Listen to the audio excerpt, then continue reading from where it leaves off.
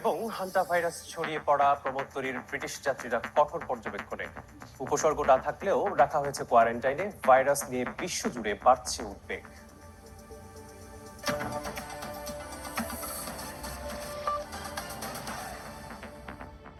আন্তর্জাতিক সভার সঙ্গে আছি আমি মেসবাহুল আরিফ। লেবাননের দক্ষিণাঞ্চলে নতুন করে বাড়ছে ইসরায়েলি হামলা ও হিজবুল্লাহর পাল্টা আক্রমণ।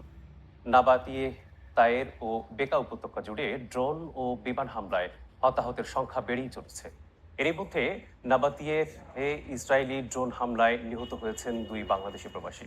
একই সময়ে ওয়াশিংটনে সম্ভাব্য লেবানন ইসরায়েল বৈঠক ঘিরে কূটনৈতিক তৎপরতাও জোরদার হয়েছে।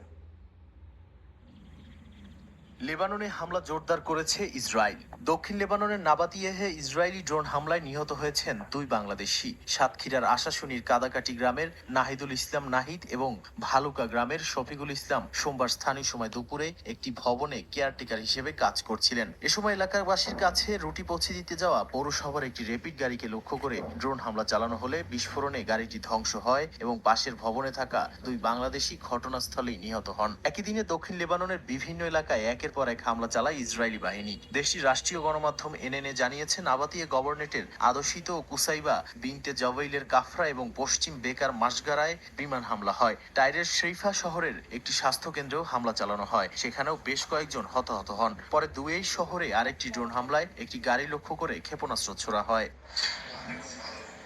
এদিকে হিজবুল্লাহ ও ইসরায়েলি বাহিনীর বিরুদ্ধে একাধিক হামলার দাবি করেছে। সংগঠনটি জানিয়েছে আল